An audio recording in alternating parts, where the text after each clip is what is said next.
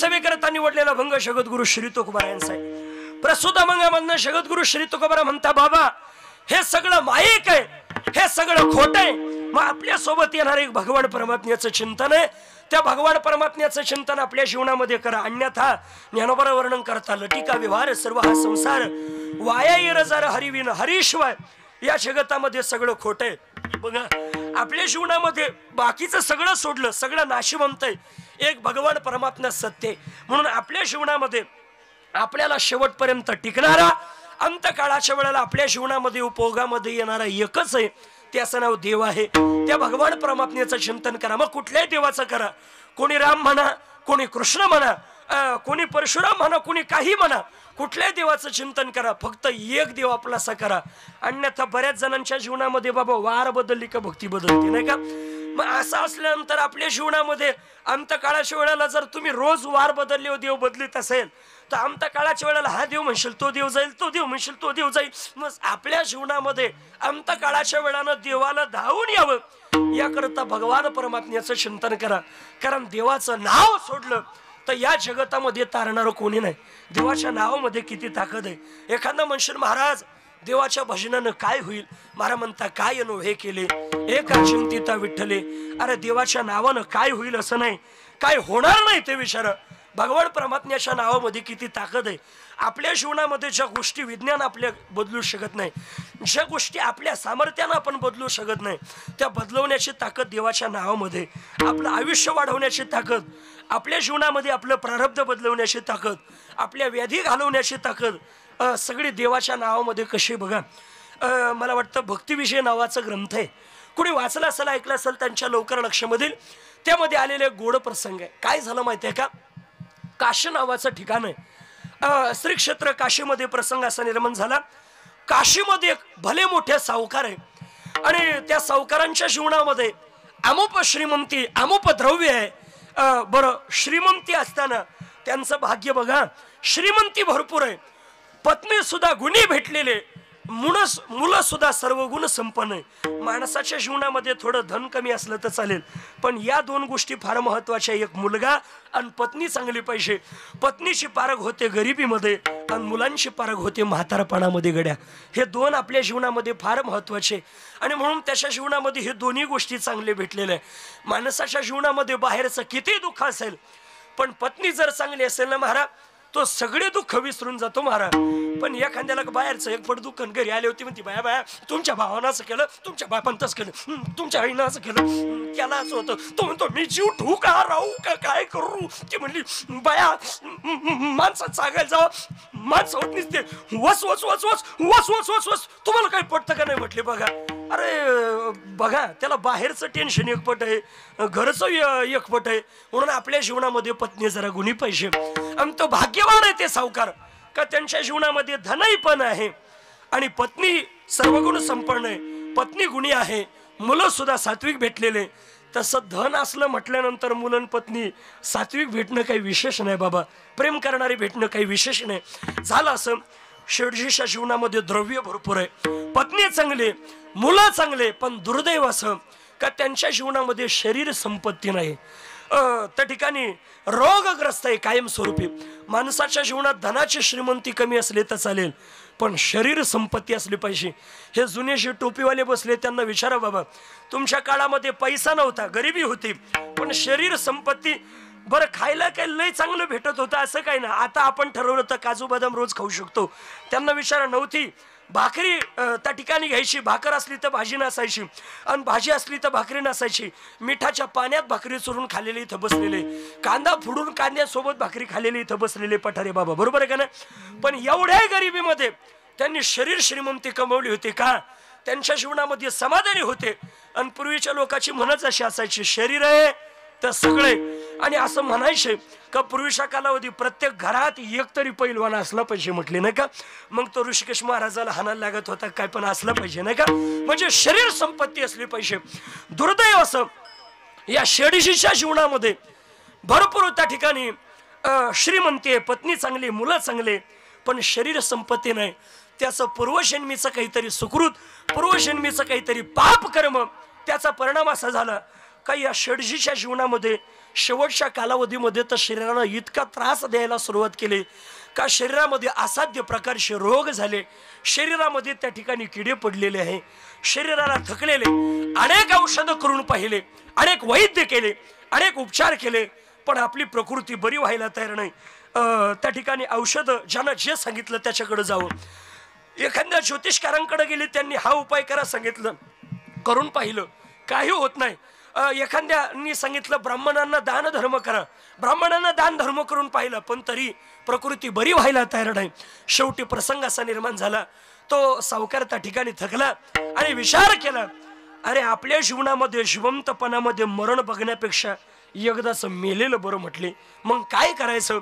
आपल्या जीवनामध्ये नकोय हे शरीर, अखंड त्या ठिकाणी शरीरामध्ये वेदना होत आहे, अखंड त्रास होतोय, मग एखाद्या वेळेला मेलेलं परवडेल.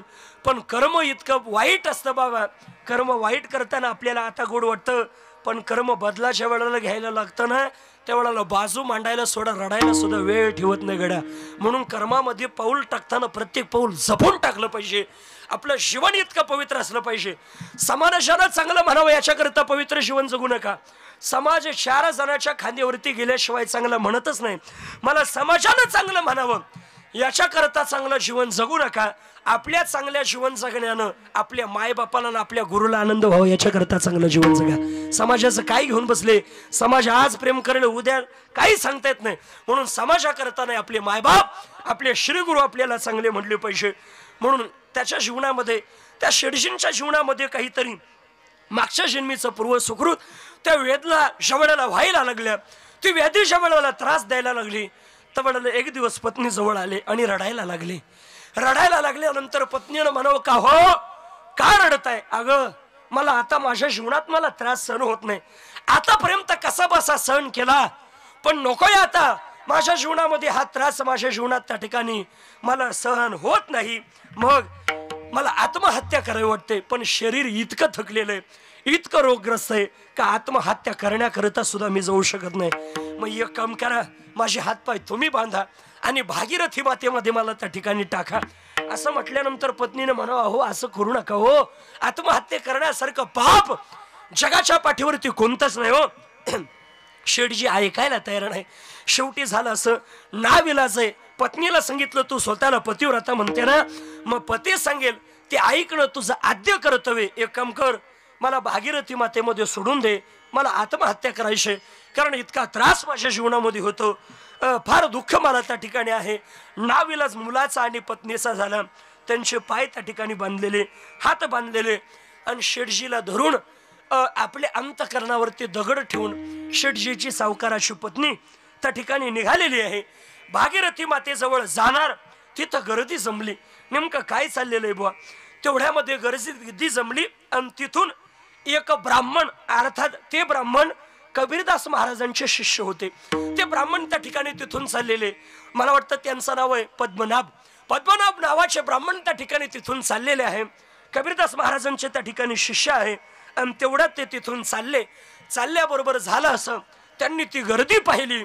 ही गर्दी कसली असेल, काय झालं असेल म्हणून बघण्याकरता जावं. शेठजीचे पाय बांधलेले आणि भागीरथी मातेमध्ये टाकण्याची तयारी करता. हे का करताय?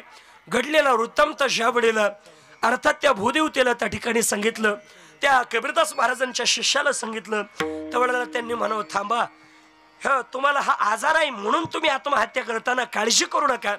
तुमची प्रकृती जर बरी झाली तर तुम्ही आत्महत्या करणार नाही, अजिबात नाही. कशाला करू म्हटले, माझी प्रकृती बरी नाही म्हणून तर मी त्या ठिकाणी आत्महत्येला प्रवृत्त झाले.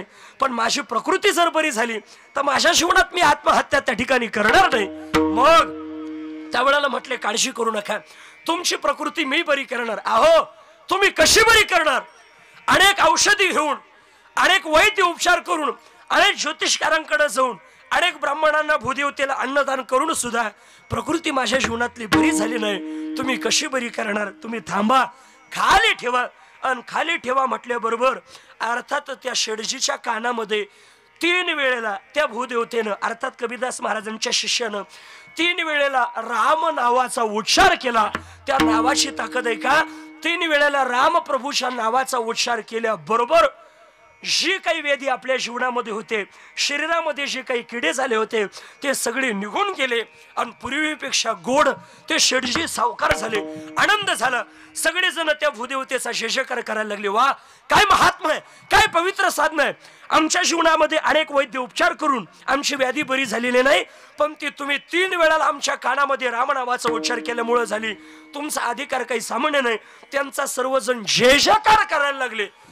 तेवढ्यामध्ये कबीरदास महाराज तिथून चालले आणि कबीरदास महाराजांनी दृश्य पाहिलं. खरं आपल्या शिष्याची लईच वाह चालली. म्हटले काय भानगडे, काय आपल्या शिष्यानं काय केलं म्हटले, बघण्याकरता आले आणि आल्याबरोबर म्हटले का हो एवढी त्यांची वाह करताय, काय भानगडे.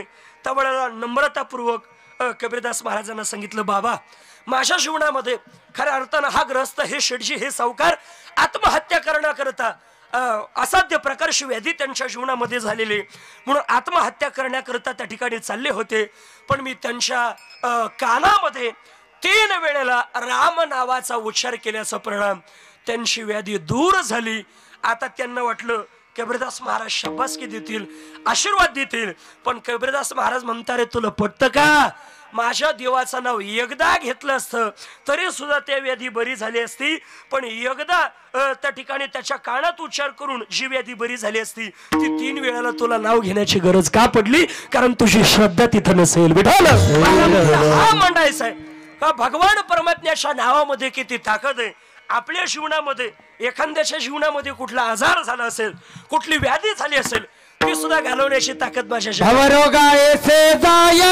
एकदमच परफेक्ट प्रमाण. हे सामान्य आजार जाऊ द्या, हे क्षुल्लक आजार जाऊ द्या, म्हणले भव रोगासारखे सुद्धा आगाजार जर भगवान परमात्म्याच्या नामानं जाऊ शकतात तर हे क्षुल्लक आहे. नाही म्हणून आपल्या जीवनामध्ये फक्त देवाच्या नावावरती श्रद्धा ठेवा, देवाची साधना करा.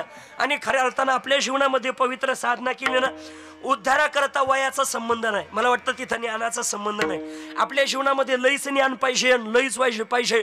काही काही सहज बोलता बोलता काका बाबा आपल्याला काही काही म्हणता, महाराज आता तुम्हाला शिकवायला लागलं का, आपल्या मुलाला म्हणता, बरोबर का नाही. अरे चांगली गोष्ट सांगत असेल तर आपल्यापेक्षा लहान असू द्या, ऐका का ते चांगलं सांगतोय ना. वयाचा ज्ञानाचा काही संबंध नसतो, परमार्थाचा वयाचा काही संबंध नसतो. मला असं वाटतं आपल्या जीवनामध्ये आपण किती दिवस जगलो याला महत्व नसतं, आपण कसं जगलो याला फार महत्व असतं. म्हणून जीवन जगताना फार पवित्र जीवन जगा. आपल्या जीवनामध्ये आपण किती जीवन जगत राहिलो आणि देवाचं भजनच करत नसेल तर महाराज म्हणता, अरे तो दिसायला जरी माणूस असेल पण तो भक्ती करत नसेल तर तो पशु आहे. पशु भक्ती विन पशु कशाची